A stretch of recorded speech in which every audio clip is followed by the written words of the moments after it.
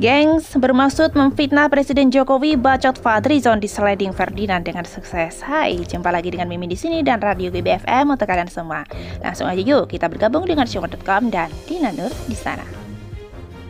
Gengs, entah kapan ya kasus-kasus drama Fadlizon diproses oleh pihak berwajib. Terus terang, saya sangat gemes. Dan soal hoax Ratna Sarumpait hingga lagu Potong Bebek Angsa yang diganti liriknya oleh Fadlizon. Entah sebenarnya apa yang membuat Fadlizon ini seakan kebal hukum. Bahkan ketika partainya sendiri, Gerindra, sudah bergabung dalam koalisi partai pengusung pemerintahan Presiden Jokowi, Fadlizon toh tetap saja begitu. Ya, tak berhenti nyinyir. Pernyataannya tendensius dan selalu menyentil bahkan cenderung melemparkan fitnah pada pemerintahan Presiden Jokowi. Entahlah, mungkin ada sesuatu di dalam diri Fadlizon yang memberikan suplai informasi penting bagi pihak intelijen. Saya berusaha berpikir positif saja, dan hanya itu yang ada dalam bayangan saya sekarang. Nah, karena kasus-kasus drama Fadlizon gak juga diproses oleh aparat, akhirnya saya pun berharap banyak pada para politisi pendukung pemerintah yang bisa jadi tandingan bacotnya Fadlizon. Misalnya Ali Muchtar Ngabalin dan Farhad Abbas nih. Seperti baru-baru ini, bacotan Fadlizon kembali menggema. Ya, terkait dengan penangkapan beberapa petinggi kami oleh aparat kepolisian. Menanggapi penangkapan tersebut, seperti biasanya, Fadlizon memberikan tanggapan tendensius. Cara-cara lama dipakai lagi di era demokrasi. Malu kita pada dunia, masih berani menyebut negara demokrasi. Perbedaan pendapat dan sikap dimusuhi, dicerat, ditangkap. Padahal kekuasaan tak pernah abadi, cuit Fadlizon lewat akun Twitternya. Dasar bacot, bukan hanya tendensius gengs, itu malah cenderung memfitnah pemerintah.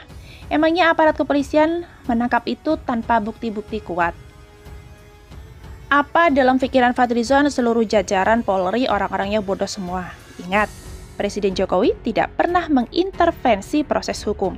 Jangan samakan dong dengan diri sendiri yang pernah kirim surat ke KPK belain Setia Novanto dulu. Masih ingat nggak? Disinilah saya sangat senang ketika Ferdinand Hutahyaan dapat membalas cuitan Fadlizon itu dengan sangat telak. Bang Fadri, berhentilah menyudutkan penegak hukum yang sedang melaksanakan tugasnya atas nama undang-undang. Demokrasi itu ada batas-batasnya. Demikian juga kebebasan ada aturannya. Jangan bicara kebebasan absolut hanya untuk melegalkan kejahatan. Bahkan, liberalisme saja ada aturan, tulis Ferdinand lewat akun Twitternya. Jelek banget dong, saya suka kata-kata Ferdinand di bagian itu. Hanya untuk melegalkan kejahatan. Ini betul sekali. Yang dilakukan Fadlizon sebagai wakil rakyat tidak lagi mewakili suara rakyat. Orang jelas-jelas berbuat jahat kok dibela. Sementara untuk kasus-kasus di mana ada diskriminasi terhadap penganut agama minoritas, saya kok jarang dengar suara Fadlizon ya. Ada tuh nenek-nenek yang dijatuhi hukuman karena mengambil kayu jati. Kok Fadlizon diam saja? Artinya, Fadlizon ini hanya bersuara dengan alasan politis saja. Jika ada kaitannya dengan kepentingan gerombolannya, mereka yang dia bela seperti kami, baru udah diurusin. Ke Jawa Timur jauh-jauh nengok Ahmad Dhani di penjara, dia lakoni. Kenapa coba? Karena temennya sendiri, gengs.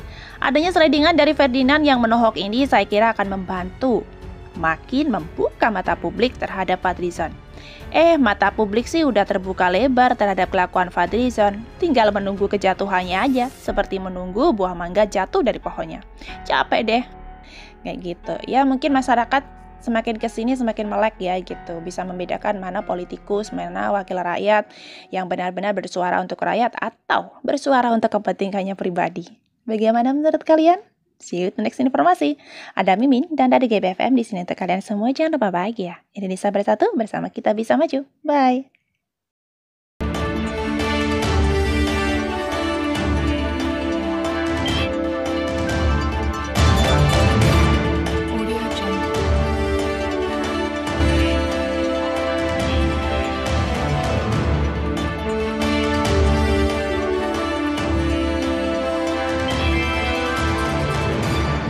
Audio Jungle.